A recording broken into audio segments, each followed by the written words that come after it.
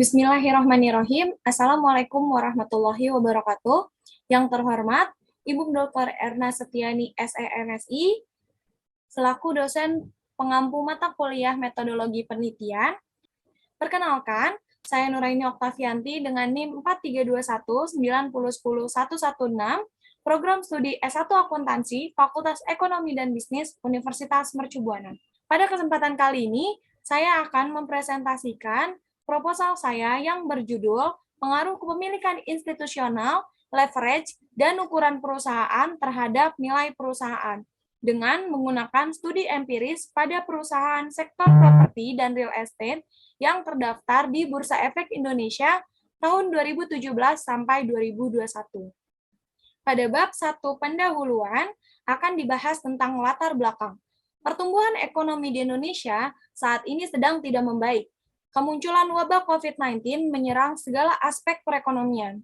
Akibat dari penyebaran virus COVID-19 tersebut, yang dimana hal ini dapat memperlambat aktivitas perekonomian. Hal ini membuat perekonomian dan bisnis saat ini sedikit terbelakang. Singkatnya, setiap perusahaan berusaha untuk memaksimalkan keuntungan dan meningkatkan nilai perusahaannya. Selanjutnya, fenomena nilai perusahaan adalah yang pertama, harga saham PT PP Properti Tbk atau PPRO bergerak di level Rp67. Artinya, sepanjang tahun 2019 berjalan saham ini telah turun 41,88%. Harga tersebut juga berada di bawah harga Initial Public Offering atau IPO Rp185. Padahal, berdasarkan catatan kontan.co.id, setelah PPRO stock split pada tahun 2017, harga sempat melesat menjadi Rp372. Fenomena kedua terkait nilai perusahaan adalah adanya pandemi COVID-19 membuat pendapatan berkurang, laba tergerus, dan likuiditas tidak lancar. Maka dari itu, PT Agung Podomoro Land Tbk harus melepaskan investasi di propertinya untuk mendukung likuiditasnya dan membayar kewajibannya berupa utang senilai 127 juta US dollar yang akan jatuh tempo pada tahun 2021. Data ini didapatkan dari CNBC Indonesia 2020. Selanjutnya, tujuan dari penelitian ini adalah yang pertama, untuk mengkaji pengaruh kepemilikan institusional terhadap nilai perusahaan. Yang kedua, untuk mengkaji pengaruh leverage terhadap nilai perusahaan. Dan yang terakhir adalah untuk mengkaji pengaruh ukuran perusahaan terhadap nilai perusahaan. Selanjutnya, pada bab 2 kajian pustaka rangka pemikiran dan hipotesis, terdapat teori keagenan. Teori keagenan adalah rumusan masalah yang menjelaskan suatu konflik antara pemilik perusahaan atau prinsipal dan manajer perusahaan atau agen. Menurut peneliti SIS Harini 2013 terhadap Sofia Mira dan Haryono 2017. Dan yang kedua, ada nilai perusahaan. Nilai perusahaan adalah penilaian investor akan keberhasilan perusahaan dan seringkali dikaitkan dengan harga perusahaan tersebut. Menurut L.A. Dewi dan Praptoyo 2022. Dan yang ketiga, ada kepemilikan institusional. Kepemilikan institusional merupakan saham perusahaan yang dimiliki oleh suatu institusi. Dan yang keempat, ada leverage. Leverage adalah kemampuan perusahaan untuk menghasilkan return atau pengembalian yang baik menggunakan aset dari dana pinjaman. Dan yang terakhir, ada ukuran perusahaan. Ukuran perusahaan menggambarkan besar kecilnya suatu perusahaan. Ukuran perusahaan mencerminkan accessibility perusahaan dengan pertumbuhan tinggi karena mereka sudah memiliki posisi yang kuat di pasar modal. Selanjutnya, dalam penelitian ini terdapat beberapa penelitian terdahulu, di antaranya yaitu pada variabel kepemilikan institusional, peneliti Noni Aisyah Sofia Mira dan Nadia Asan Dimitra tahun 2017 menyatakan bahwa kepemilikan institusional tidak berpengaruh signifikan terhadap nilai perusahaan.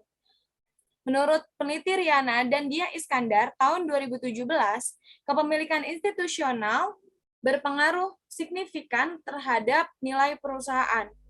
Menurut peneliti Linda Savitri Dewi dan Nyoman Abudanti tahun 2019, menyatakan bahwa kepemilikan institusional berpengaruh negatif signifikan terhadap nilai perusahaan. Lalu, penelitian selanjutnya dapat dilihat pada tabel yang tertera pada layar saat ini. Selanjutnya, pada variabel leverage, peneliti Agustina Hoeriah 2020 menyatakan bahwa leverage berpengaruh negatif signifikan terhadap nilai perusahaan. Menurut peneliti Noni Aisyah Sofia Mira dan Nadia Asandi Mitra, tahun 2017 menyatakan bahwa leverage berpengaruh negatif terhadap nilai perusahaan. Menurut Cindy Arianti Wibowo dan Andayani 2021 menyatakan bahwa leverage berpengaruh positif terhadap nilai perusahaan. Penelitian selanjutnya juga dapat dilihat pada tabel yang tertera pada layar saat ini. Serta yang terakhir, pada variabel ukuran perusahaan, peneliti Riana dan Dia Iskandar tahun 2017 menyatakan bahwa ukuran perusahaan berpengaruh signifikan terhadap nilai perusahaan. Menurut peneliti Agustina Hoeriah, tahun 2020 menyatakan bahwa ukuran perusahaan tidak berpengaruh terhadap nilai perusahaan. Menurut Cindy Arianti Wibowo dan Andayani 2021, ukuran perusahaan berpengaruh positif terhadap nilai perusahaan. Dan yang terakhir juga dapat dilihat pada tabel yang tertera pada layar saat ini. Berdasarkan perbedaan hasil penelitian yang membuat saya ingin kembali meneliti faktor-faktor yang mempengaruhi perusahaan dalam pengambilan tindakan nilai perusahaan dengan menggunakan variabel independen kepemilikan institusional, leverage, dan ukuran perusahaan. Selanjutnya, terdapat rangka pemikiran dan hipotesis. Berdasarkan berbagai teori dan penjelasan mengenai pengaruh masing-masing variabel dalam penilaian ini, dari penelitian terdahulu, maka dapat dibangun rangka pemikiran sebagai berikut, yaitu bahwa seluruh variabel independen akan memengaruhi variabel dependen, yaitu nilai perusahaan. Berdasarkan tinjauan pustaka dan berdasarkan penelitian terdahulu yang serupa, maka penelitian ini mengajukan beberapa hipotesis. Antara lain, hipotesis pertama adalah kepemilikan institusional berpengaruh terhadap nilai perusahaan. Hipotesis yang kedua, leverage berpengaruh terhadap nilai perusahaan.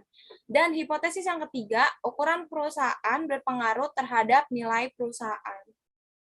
Pada bab 3, desain dan metode penelitian, yang akan dibahas pertama kali adalah mengenai desain penelitian. Model yang digunakan untuk melakukan penelitian ini adalah penelitian model kausal, yaitu bertujuan untuk mengetahui hubungan sebab akibat. Variabel dalam penelitian ini meliputi kepemilikan institusional, leverage, dan ukuran perusahaan terhadap nilai perusahaan. Jenis penelitian yang akan digunakan adalah penelitian kuantitatif, yang dimana akan dilakukan dengan cara mengumpulkan data yang berupa angka-angka. Semua data ini diperoleh dari seluruh perusahaan sektor properti dan real estate yang terdaftar dalam Bursa Efek Indonesia atau BEI pada tahun 2017 sampai tahun 2021. Selanjutnya akan dibahas populasi dan sampel penelitian. Populasi yang digunakan dalam penelitian ini adalah seluruh perusahaan sektor properti dan real estate yang terdaftar dalam Bursa Efek Indonesia atau BEI pada tahun 2017 sampai 2021. Pemilihan sampel dalam penelitian ini menggunakan metode purposive sampling. Metode purposive sampling adalah pemilihan dengan didasarkan pertimbangan atas kriteria tertentu. Adapun kriteria penggunaan data perusahaan sebagai sampel adalah sebagai berikut. Kriteria yang pertama adalah perusahaan sektor properti dan real estate yang terdaftar pada Bursa Efek Indonesia selama tahun 2017 sampai 2021 berjumlah 81 perusahaan. Kriteria yang kedua adalah perusahaan sektor properti dan real estate yang baru melakukan IPO selama periode 2017 sampai 2021 berjumlah 32 perusahaan. Perusahaan sektor properti dan real estate tidak dengan laporan tahunan secara lengkap selama periode 2017 sampai 2021 yang tidak dapat diakses baik melalui idx.co.id maupun website perusahaan, yaitu berjumlah 8 perusahaan, dan kriteria yang keempat adalah perusahaan yang tidak memiliki kepemilikan institusional pada tahun 2017 sampai 2021, yaitu 0 perusahaan, sehingga total perusahaan yang dapat dijadikan sebagai sampel adalah 41 perusahaan dengan total data penelitian tahun 2017 sampai 2021, yaitu 205 perusahaan.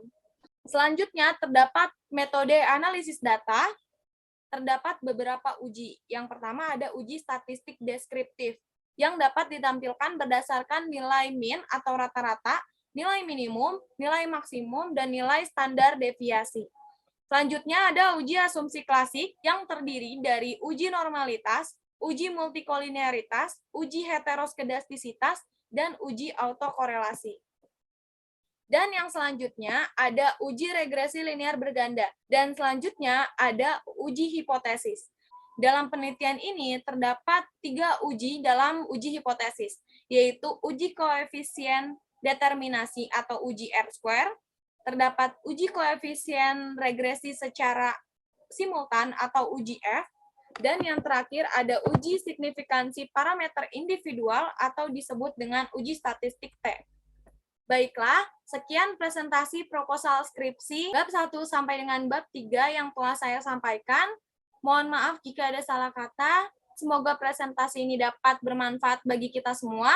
Terima kasih atas perhatiannya. Wassalamualaikum warahmatullahi wabarakatuh.